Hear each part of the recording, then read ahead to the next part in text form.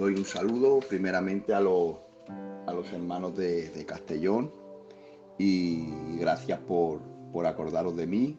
Ya desde la semana pasada mi hermano Pancho me llamó y me dijo de ministrar este mensaje sobre el infierno, que la verdad que es un mensaje que hace años que no lo predico.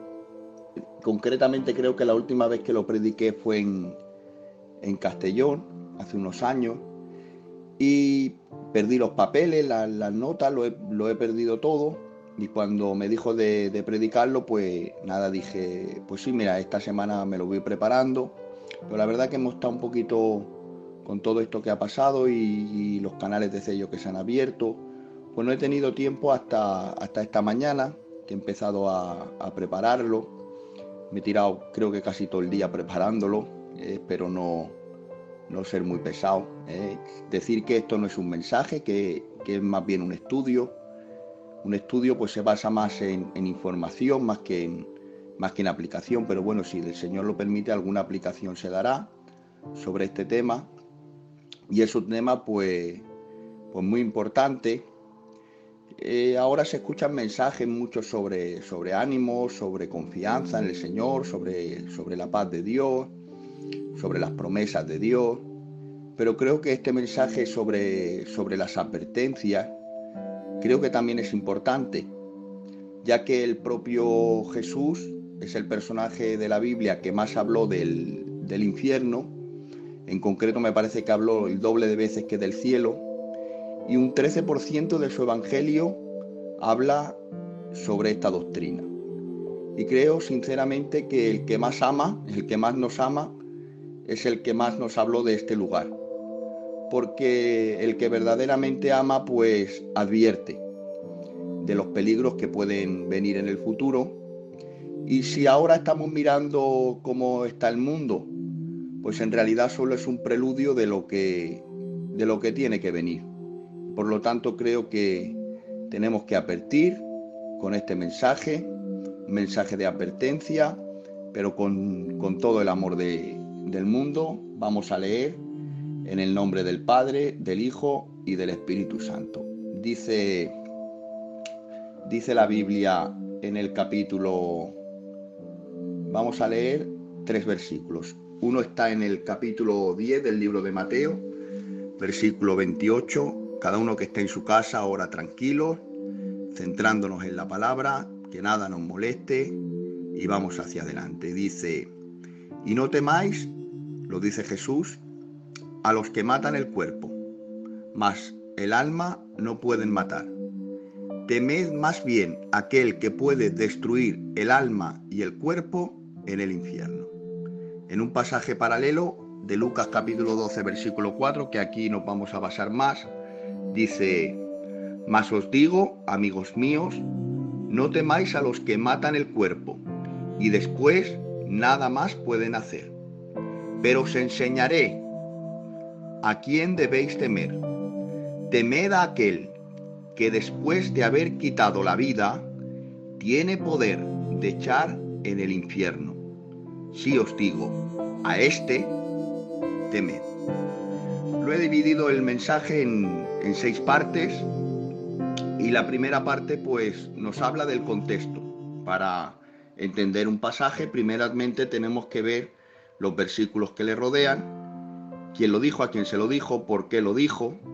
Y aquí pues vemos que Jesús lo dice en una advertencia que hace a los discípulos que se deben guardar de la levadura de los fariseos, que esto era la hipocresía, ya que los fariseos habían edificado una religión donde solamente le importaba la aceptación de los hombres, y ahora en la tarea evangelística que ellos deben llevar, mucha aceptación la verdad es que no iban a tener, todo lo contrario, iban a sufrir persecuciones de tal manera que serían entregados, dice el contexto, en la sinagoga, en los magistrados, delante de las autoridades. Ya lo dijo Jesús, que los enviaba como ovejas en medio de lobos.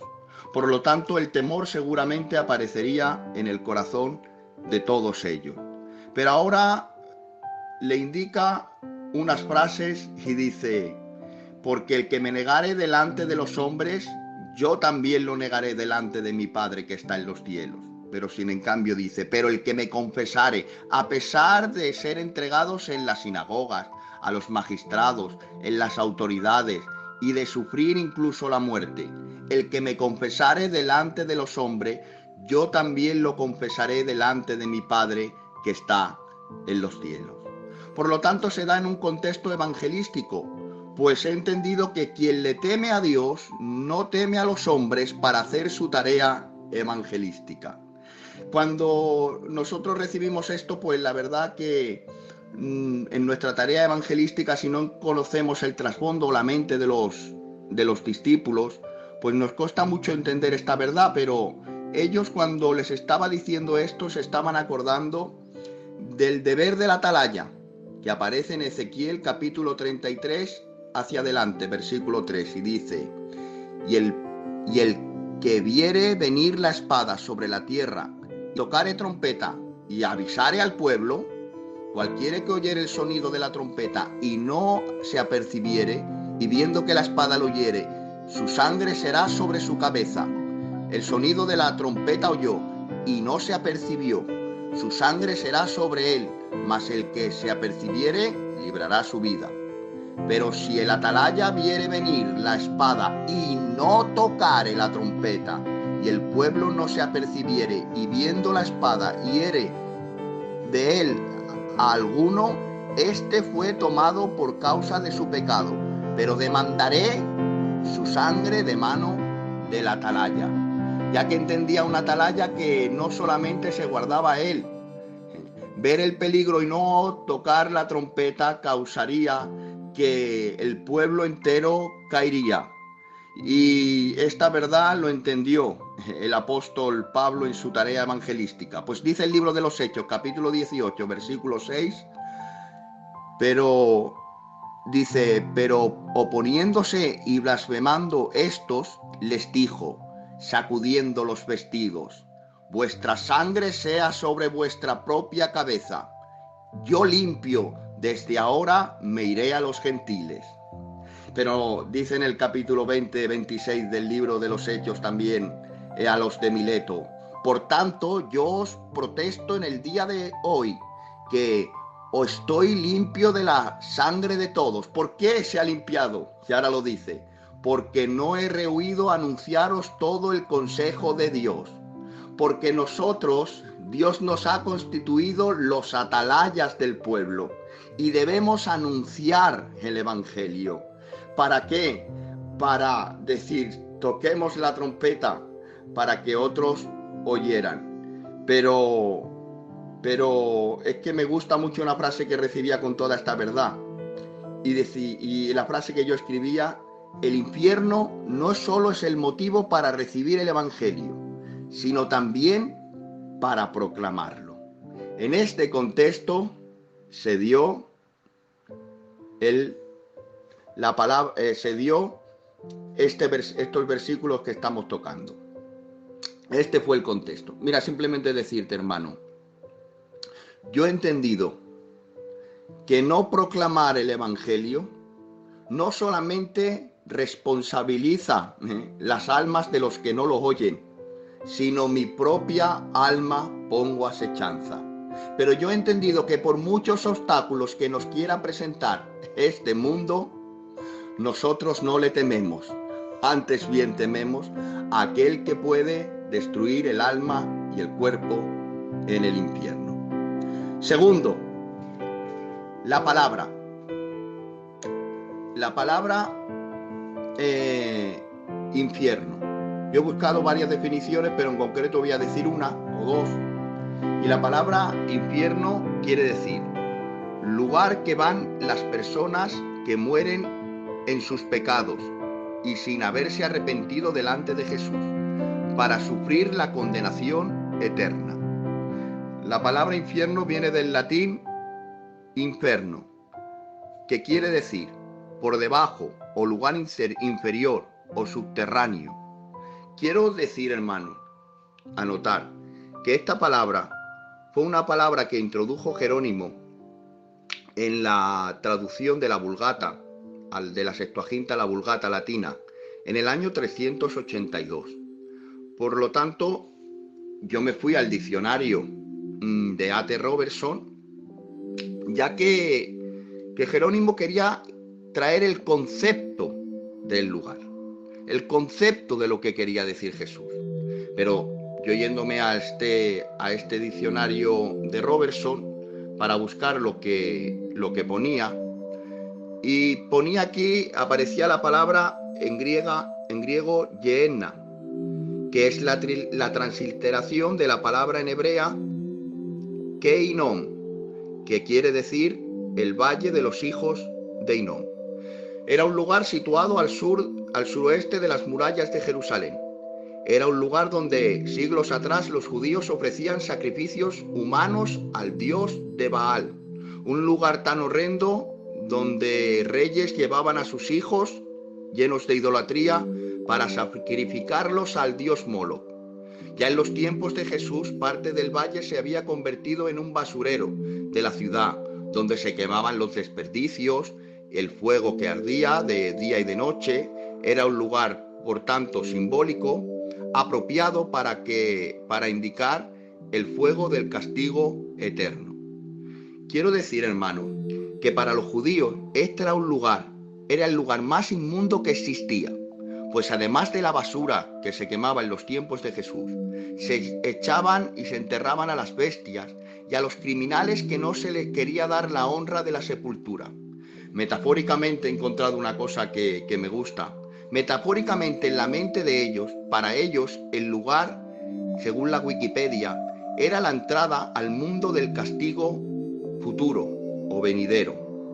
De ahí que para lo que hace Jesús es de tratar de poner una figura de dicción, un lugar que sí existe, para representar o manifestar la sombra de una realidad verdadera, un lugar horrendo en la tierra. Se pone la mente de Cristo a buscar el lugar más horrendo para los judíos y lo trae como ilustración de que solamente va a ser la sombra de la realidad verdadera que se manifestaría en él. De ahí viene esa palabra y esas son las definiciones que he encontrado. Tercero, ¿quién es el creador del infierno? Hay una falacia es una mentira que ha creado estructura a veces en nosotros, que nos hace pensar que el infierno pues lo creó Satanás, y el propio Satanás, que Dios lo reprenda, pues es el que infringe los castigos. Y me di cuenta en Mateo capítulo 25, versículo 41, que es todo lo contrario. Pues nos dice la Biblia: entonces dirá también en el día del juicio de las naciones a los de la izquierda: apartaos de mí, malditos, al fuego eterno preparado para el diablo y sus ángeles. Ese lugar no es un lugar donde establece su dominio Satanás, que va todo lo contrario. Es el lugar donde el diablo y sus ángeles serán arrojados. Y no solamente arrojados, sino castigados. Por lo tanto, vemos que ese lugar no fue creado por Satanás, ni tan siquiera ese lugar él imparte los castigos, sino que todo lo contrario, lo recibe. Pues dice el libro de Apocalipsis, capítulo 4, versículo 11: Señor, digno eres de recibir la gloria y la honra y el poder, porque tú creaste absolutamente todas las cosas, y por tu voluntad existen y fueron creadas. Todas las cosas, dice el libro de Colosenses 1:16, porque en él fueron creadas todas las cosas, las que hay en los cielos y las que hay en la tierra, visibles e invisibles, sean tronos, sean dominios, sean principados, sean potestades. Todo fue creado por medio de él y para él.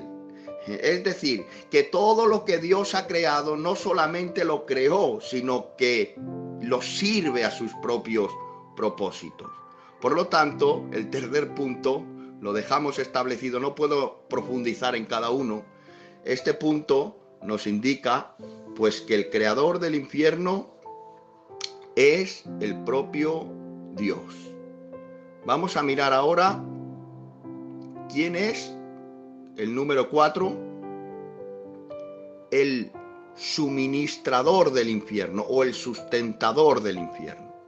Daros cuenta el versículo que hemos leído, si lo tenéis ahora ahí en la Biblia. Dice, temed aquel. Dios es amor. Y lo define la Biblia, sobre todo el libro de Primera de Juan, como amor. Pero a veces hemos malentendido quién es el Dios de la Biblia. A veces solamente hablar de una parte nos ha hecho formar nosotros a nuestro propio Dios en un concepto, pero la Biblia lo presenta tanto como con amor, como también lo presenta en el libro de Hebreos como el fuego consumidor. Cuando las naciones se volcaban a la idolatría, cuando el pueblo desobedecía o algún pueblo era capaz de ir en contra de Dios, ya lo dijo él. Al que te bendiga le bendeciré, pero añade, pero al que te maldiga le maldeciré. Solo hay que leer los profetas para ver los duros juicios cuando las naciones se apartaban de Jehová. Dice el libro de Apocalipsis, capítulo 14, versículo 10. Él también beberá del vino de la ira de Dios, que ha sido vaciado puro en el cáliz de su ira, y serán atormentados con fuego y azufre delante de los santos ángeles y del Cordero. Y el humo de su tormento sube por los siglos de los siglos. Y no tienen reposo ni de día ni de noche los que adoran a la bestia y a su imagen, y nadie que recibe su marca, la marca de su nombre. Hermanos, sinceramente, creo que a Dios no lo podemos manejar como nosotros queramos. Creo que nosotros no somos los amos de Dios, todo lo contrario. He entendido que nosotros somos los siervos de Dios.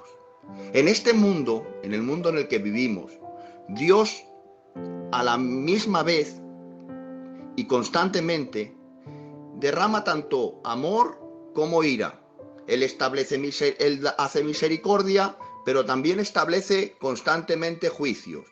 Porque si nos vamos a un versículo que todos conocemos, y que es el famoso versículo de Juan capítulo 3, versículo 16, dice la Biblia, porque de tal manera, que le ha tocado hablar el hermano, amó Dios al mundo, que ha dado a su Hijo unigénito, para que todo aquel que en él cree no se pierda, mas tenga la vida eterna. La mayor expresión de amor es la dádiva de su Hijo. Mas Dios muestra su amor para con nosotros en que siendo aún pecadores, Cristo murió por nosotros. La mayor expresión y obra de amor no la tiene que hacer Dios en el futuro, que va. Ni la tiene que hacer Dios si contesta o no contesta sus oraciones, que va. La hizo hace 2000 años entregando a su propio Hijo para morir por nosotros. El otro día dijo una frase mi hermano Cisco que me gustó mucho y dijo, ¿quién sería capaz de morir por alguien? Y por alguno bueno, pues seguramente que yo levantaría las manos. Y por alguno que merezca la pena, pues seguramente, posiblemente yo levantaría las manos. Pero luego hizo una segunda pregunta y dijo, y por un pecador y un hombre malo, o más te digo, por alguien bueno, ¿quién osaría entregar a su propio Hijo? Y todos en la sala se callaron. Porque yo he entendido que lo más valioso que ha dado el Padre, la mayor expresión de amor, es la entrega de su Hijo. Dice, ¿cómo se combinan estas verdades? Pues hay muchísimos versículos, pero yo he cogido el Salmo 145, dice, clemente y misericordioso es Jehová, lento para la ira y grande en misericordia. Su ira se revela contra toda injusticia, pero su misericordia corre veloz para aquel que se arrepiente. En este mundo se manifiesta la misericordia, pero la misericordia de una manera grande, pero también se manifiesta la ira, pero la ira de Dios suele correr poco. o si no que se lo digan al pueblo de Nínive, que después de haber estado haciendo daño a las naciones, pues Nahum habla de él como una nación que entraban y eran como langostas que devastaban absolutamente todos los campos, que no tenían misericordia, gente altiva, como eran así sus muros. Y cuando dice una palabra ya me llena de espanto, pues dice la Biblia que eran gente sanguinaria. Aquí la palabra sanguinario quiere decir regocijo ante la sangre, pues dice la historia que ellos inventaron las mayores máquinas de tortura, pudiendo torturar a los hombres, incluso sacándole la piel a tiras, sin conseguir que murieran, y podían infringir el mayor dolor. Pero va pasando el tiempo y llega un momento que el mismo Dios se tiene que levantar, pues le dice a Jonás, levántate y vete a Nínive, porque la maldad de esa ciudad ha subido hasta el mismo cielo. Hasta el mismo cielo había subido la maldad de Nínive, imaginaros. Pero cuando va y llega, al principio no quería ir, pero cuando al final va y llega, el pueblo hace una cosa, pero es que me gusta lo que le dice, pregona, aunque sea una ciudad tan grande que tengas que recorrerla durante 3 días, tú recórrela y pregona contra ella. De aquí a 40 días Nínive será destruida. Pero yo no entendía. A ver, Señor, si ya la maldad ha pasado el tiempo y ha subido hasta tu propio trono. Si ha subido hasta tu propio trono, lo normal es que digas de aquí a 5 días Nínive será destruida. Pero es que las prórrogas que da Dios en su lenta ira son tan benignas que dice la Biblia: o menosprecias las riquezas de su benignidad, paciencia y longanimidad, ignorando que su benignidad te guía al arrepentimiento. Este versículo quiere decir que Dios es paciente para con su ira, pero no para que tú peques, sino para que te arrepientas. Pero esos 40 días le sirvieron a Nínive para que el rey y toda la nación se pusieran en ayuno y no comieran de 120,000 personas, ni tan siquiera los animales, y todos en ayunos, arrepentidos delante de Dios. Le vino la voz de Dios a Jonás y le dice: diles que yo me arrepiento del gran mal que iba a hacer a ellos. Y ahora dice Jonás, ahora lo entiendo, por esto no quería ir, porque yo te conozco y sé quién eres. Eres un Dios compasivo, misericordioso, piadoso, lento para la ira y pronto en misericordia. Ese es el Dios que nosotros tenemos y al Dios que servimos. Pero es que en el infierno, aquí está la ira y la misericordia. Aquí el vino se mezcla con el agua. Pero habrá un momento donde dice la Biblia que derramará el vino de su ira de una manera pura. De una manera pura. Hay una historia que me apena mucho. Y es la historia de Lucas capítulo 16, cuando habla del rico y de Lázaro. Me llama la atención que el rico tiene riqueza, pero Jesús no le pone nombre. Pero el otro es un mendigo, con ropas andrajosas, y a la puerta deseando saciarse de las migajas que caían de la mesa del rico, pero sí le pone nombre. Porque yo he entendido que aunque algunos hombres, por desgracia los hemos visto, ponen nombres por riqueza, Jesús no es así. Jesús no pone nombres por riqueza, pone nombres por dignidad. Y era más digno el pobre Lázaro pidiendo que el rico haciendo banquetes. Y al final los dos murieron, porque dice el libro de Proverbios que tanto al rico como al pobre, a ambos le alcanza la muerte. Y ahora dice que el rico fue llevado al sepulcro y Lázaro por los ángeles al seno de Abraham. Cuando dice aquí la Biblia que fue llevado al sepulcro, está haciendo una diferencia entre el sepulcro y el Seol o el Hades, ya que el sepulcro es el lugar donde es enterrado el cuerpo, pero el Hades es el lugar donde caen las almas de los hombres. Y ahora dice la Biblia, entonces él dando voces dijo, y en el Hades alzó sus ojos, estando en tormentos, y vio de lejos a Abraham y a Lázaro en su seno. Entonces él dando voces dijo, Padre Abraham, mira lo que pide, ¿eh? Ten misericordia de mí. ¿Qué misericordia pides? Y dice, envía a Lázaro para que moje la punta de su dedo en agua y refresque mi lengua porque estoy atormentado en esta llama. Solamente le pedía que refrescara una parte de su cuerpo. Solamente le pedía un poco de refresco, no le pedía que se calmara, ya que cuando dice la Biblia no tendrán reposo ni de día ni de noche, no dice que no tendrán disminución, lo que está hablando no es de descanso, que va, yo interpreté y me di cuenta que está hablando de disminución minúscula de dolor. Está pidiendo que haya una disminución minúscula de dolor, una gota de agua que moje su lengua y por lo menos lo refresque durante 1 o 2 segundos. Eso es lo que está pidiendo.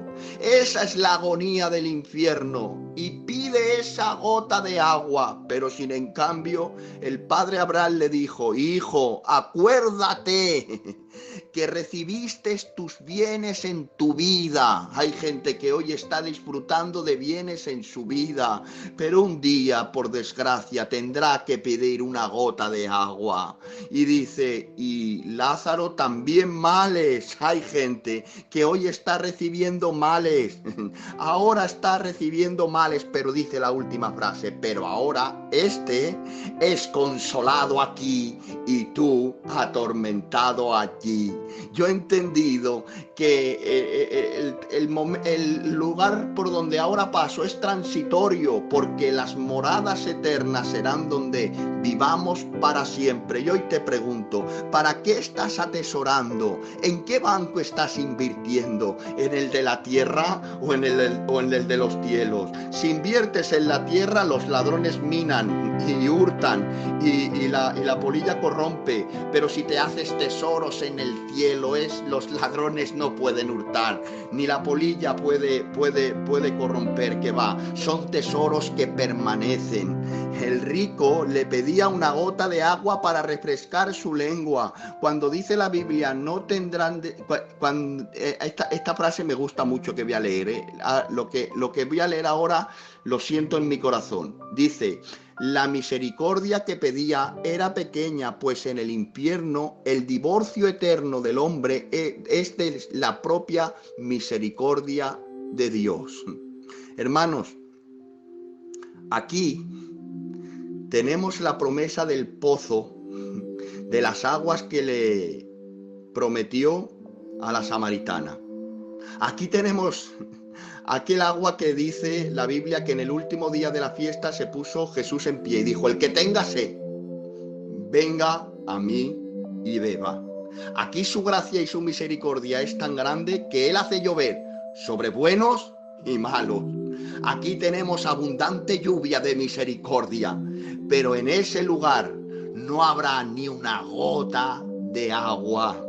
Aquí la misericordia está a nuestro alcance. Aprovéchala, porque en el infierno no habrá ni una gota de agua.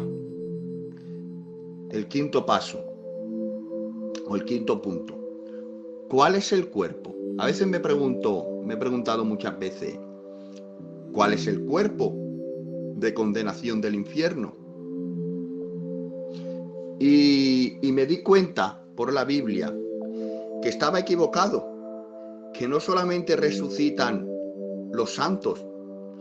Pues cuando se puso Jesús delante de la tumba de Lázaro, le dijo, yo soy la resurrección y la vida, y el que cree en mí, aunque esté muerto, vivirá. Está hablando de una fe y de una resurrección de gloria, pero la Biblia también nos indica, voy a tomar solamente 2 textos, en Juan capítulo 5, versículo 29. Y los que hicieron lo bueno, ¿quién son los que han hecho lo bueno? Recibir a Jesús y a pesar de sus caídas, seguir caminando. Saldrán a resurrección de vida. Mas los que hicieron lo malo, a resurrección de condenación. Dice el libro de Daniel capítulo 12, versículo 2. Y muchos de los que duermen en el polvo de la tierra serán despertados. ¡Qué alegría! Unos para vida eterna y otros para vergüenza y confusión perpetua. Pues ya lo dice el libro de Gálatas. lo que el hombre sembrare, eso mismo segará. El que sembrare para el Espíritu, del Espíritu recibirá vida. Lo que estamos haciendo ahora es sembrar para el Espíritu. Pero el que sembrare para la carne, de la carne recibirá corrupción. Pues en el libro de Apocalipsis se levantarán grandes y pequeños, pues el mar entregará sus propios muertos. Y ahí dice, bienaventurado el que tuviera parte en la primera resurrección. Feliz el que participe en la primera resurrección, porque la segunda muerte no será más. Pero aquí hay una resurrección para segunda muerte. Y aquí se cumple el libro de Marcos, capítulo 9, versículo 44, donde el gusano de ellos no muere y el fuego nunca se apaga. El fuego que no se apaga es la ira de Dios de una manera eterna golpeando al hombre. Y el gusano que no se muere es el cuerpo que está preparado para ser destruido de una manera constante, pero no aniquilado. El autor aquí indica un cuerpo arruinado, inservible, que no sirve solamente para recibir ira. Es un cuerpo que Dios levanta para hundirlo. Es un cuerpo que, ya que cuando se peca, en realidad se peca con el espíritu, con el alma y con el cuerpo. Y por lo tanto los tres deben recibir el castigo. El espíritu, el alma y el cuerpo. Hermanos, cuando leía este versículo, me daba cuenta del Dios que tengo. Tengo un Dios que es bueno. Tengo un Dios que es misericordioso. Pero también tengo un Dios que es justo. Y que Él tiene ira. Hermanos, reflexionando sobre todo esto, me daba cuenta que Dios, que es amor, también debe tener ira. Porque la ira nace del amor. Ya que una persona que ama a los niños se aira cuando alguien les hace mal. Por lo tanto, Dios, que nos ama a nosotros, se aira también cuando el pecado nos hace daño. Por lo tanto, pero como dijo un predicador antiguo, en el infierno no solamente hay pecados, que va, en el infierno hay pecadores. Dice el libro de Hebreos capítulo 10, versículo 30. Esto es una advertencia que hago con el corazón. Pues conocemos al que dijo, mía es la venganza, yo daré el pago, dice el Señor. Este versículo lo toca también Romanos, diciéndonos que no nos venguemos nosotros mismos. Nosotros no tenemos derecho a imponer el castigo, que va. No os venguéis vosotros mismos, sino dejar lugar a la ira de Dios, porque escrito está, mía es la venganza, yo pagaré, dice el Señor. Y otra vez, el Señor juzgará a su pueblo. Y ahora nace una expresión con signos de admiración en el versículo 31. Horrenda cosa es caer en las manos del Dios vivo. Horrenda cosa es caer en las manos del Dios vivo. Hermano que me escuchas, o más que hermano voy a decir, amigo que me escuchas. Dios es bueno y misericordioso y desea salvarte, pero también es un Dios justo que tiene ira.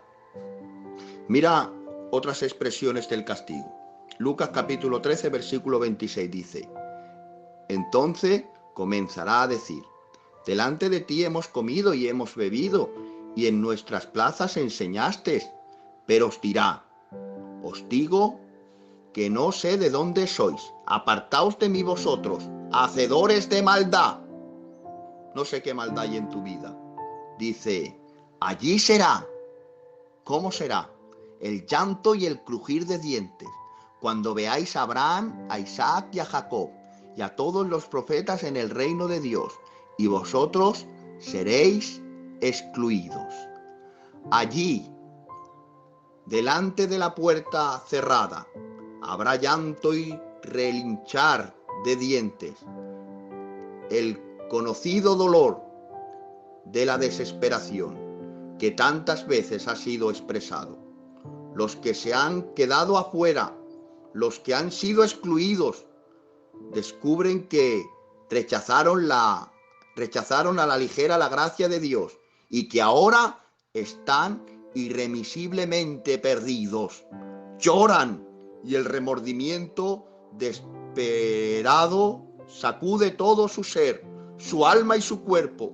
Les relincha los dientes y ellos mismos se atormentan pensando que no aprovecharon el momento oportuno, ni pusieron en juego todas sus fuerzas para alcanzar la salvación ofrecida. Ese es el remordimiento de haber sido quedados fuera, de haber quedado en la puerta tan cerca, escuchando enseñanzas cada día, oyendo su palabra cada instante, persiguiéndote el Espíritu Santo cada momento, pero el lloro será el remordimiento de haberlo tenido tan cerca y no haberlo alcanzado. Y el crujir de dientes será el haber podido conseguirlo y no alcanzarlo. Y ese pensamiento correrá a las neuronas de la mente, siglo tras siglo, entendiendo y recordando cada oportunidad que el Padre nos dio en su infinita misericordia, pero no fue aprovechada por nosotros, pues preferimos los deleites temporales del mundo que lo verdadero y eterno que Dios nos ofrecía. Número 6. Perdonadme, hermano. Número 6. El tiempo de la condenación. En este punto, los testigos de Jehová defienden el aniquilismo instantáneo y los adventistas el progresivo. Pero vamos a ver qué dice la Biblia. Dame 10 segundos, hermanos, que beba agua y sigo.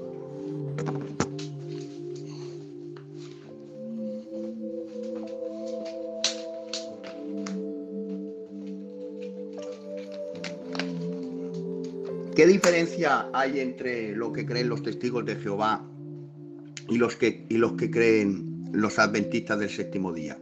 Los testigos de Jehová creen que el hombre, en el mismo momento de su muerte, el que no es creyente, pues en el mismo instante, o más bien dicho, de su denominación, en el mismo instante son aniquilados y dejan y pierden toda existencia. Sin en cambio, los adventistas del séptimo día creen que sí, que van al infierno y que son atormentados durante tiempo, pero que el infierno tiene su cese. Esos son los que ellos creen. Pero sin en cambio, ¿qué dice la Biblia? Dice la Biblia en el capítulo 26, versículo 24 del libro de Mateo: a la verdad, el Hijo del Hombre va según está escrito de él. Mas hay, ese hay se refiere a Judas, de aquel hombre por quien el Hijo del Hombre es entregado. Bueno le fuera a ese hombre no haber nacido. Este versículo es referido a Judas y nos indica que esta doctrina es cierta, pues la no existencia es una mejor condición que se experimentan los que están en el infierno. Más le hubiera valido no nacer. ¿Cuál es la verdadera duración del infierno? Nos lo dice Segunda de Tesalonicenses, capítulo 1, versículo 8 y el 9. En llama de fuego para dar de retribución a los que no conocieron a Dios, ni obedecieron el evangelio de nuestro Señor Jesucristo, los cuales sufrirán pena de eterna perdición, excluidos de la presencia del Señor y de la gloria de su poder. Hay mucha gente, hermanos, que se pregunta que si es justo haber pecado en el tiempo y tener una condenación eterna, si eso es justo. Y yo pues me fui a los teólogos, a muchos teólogos, a mirar lo que ellos pensaban, y en ninguna corte judicial se aplica el tiempo del castigo en relación con el tiempo que se tardó en cometer el delito. Es decir, que no se dice, tú has tardado en cometer el robo un día o cinco días y 5 días de castigo. No, todo el castigo debe ser similar a la infracción, pues no es lo mismo matar a un perro que matar a un ser humano.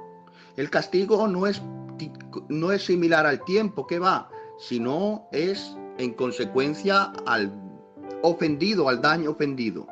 Por eso creo que el mayor castigo debe ser con la mayor ofensa. ¿Y cuál es la mayor ofensa que el hombre comete? Pues lo comete contra un Dios eterno. Por lo tanto, si hay una ofensa a un Dios eterno, lo justo sería una condenación eterna. O ofender a un Dios infinito es igual que tener una condenación infinita. De la misma manera, la salvación podía venir, la salvación infinita solo podía venir por un ser infinito, que su nombre es Jesús. Y ahora, después de hablar de la duración, no estamos, hermanos, cuando alguno comete una infracción o ha hecho algo, puede ir a la cárcel y puede estar en la cárcel durante 5 años, 7 años, 12 años, 15 años, pero al final sale y puede rehacer su vida y puede tener más oportunidades.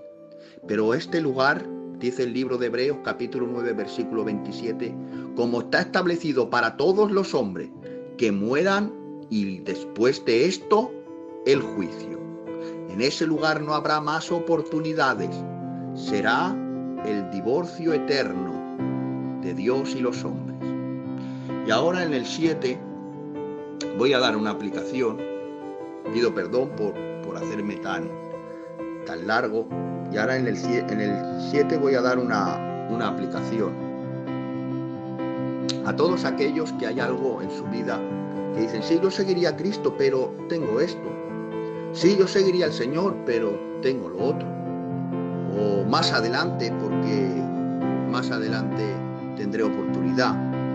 Y ahora mira lo que dice el libro de Mateo, capítulo 5, versículos 29 y 30.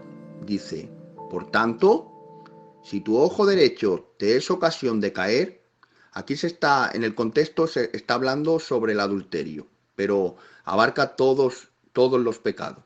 Por tanto, si tu ojo derecho te es ocasión de caer, sácalo y échalo de ti, pues mejor te es que se pierda uno de tus miembros y no que todo tu cuerpo sea echado en el infierno.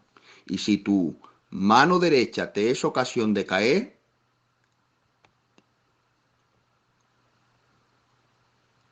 córtala y échala de ti, pues mejor te es que se pierda uno de tus miembros y no que todo tu cuerpo sea echado en el infierno. Esto del cuerpo lo tenemos claro que ha sido literal, pues Dios restaura el cuerpo para la condenación. Pero aquí cuando está hablando de mano y ojo derecho, no se está refiriendo literalmente a mano y a ojo derecho. Es una figura de edición que usa Jesucristo para exagerar, dándole importancia a lo que tiene. Ya que hay que arrancar todo lo que nos estorba para seguir a Jesús, por doloroso que sea. ¿Habrá algo más doloroso que arrancarte el ojo derecho o quitarte la mano?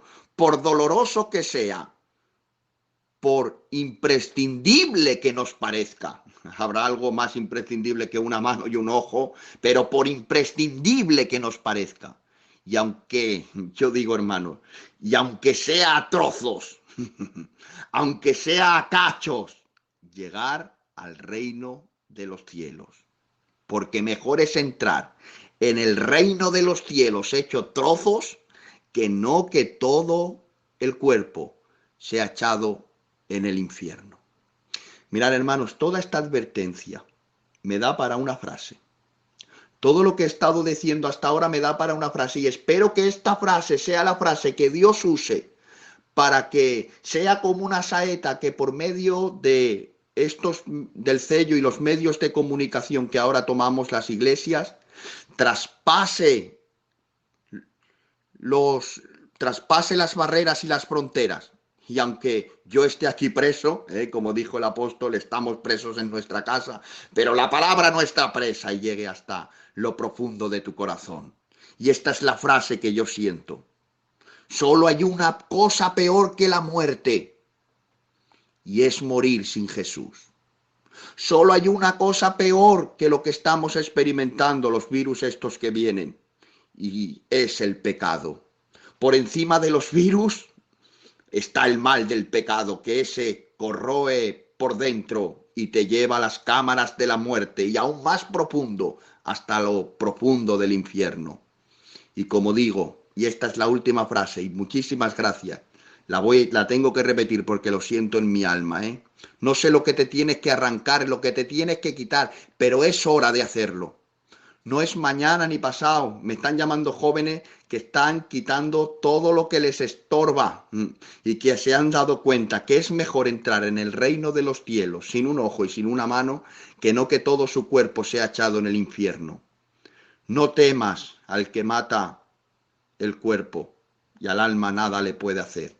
Antes bien, tiembla delante de él. No solamente es un Dios compasivo que te perdona, también es un Dios con justicia, pues dice la Biblia que los que no le recibieron, capítulo 3, versículo 34, si no mal recuerdo, del libro de Juan, mas los que no le recibieron, la ira de Dios está sobre ellos y ya han sido juzgados. Hoy te exhorto, te animo, te alerto a recibir a Jesús, porque mañana puede ser tarde. Porque solo hay una cosa, acabo con esa frase, peor que morir, y es morir sin Jesús. Ese era el mensaje que tenía y espero con toda mi alma y con todo mi corazón que por lo menos haya tocado una vida y sea transformada y su destino, que era el infierno, de repente sea cambiado para que alcance el reino de los cielos. Pero para nosotros los creyentes sirva como un motivo para anunciar el Evangelio, porque si no lo anunciamos nosotros, la sangre de ellas, como los atalayas, será sobre nuestra cabeza. Que el Señor os bendiga.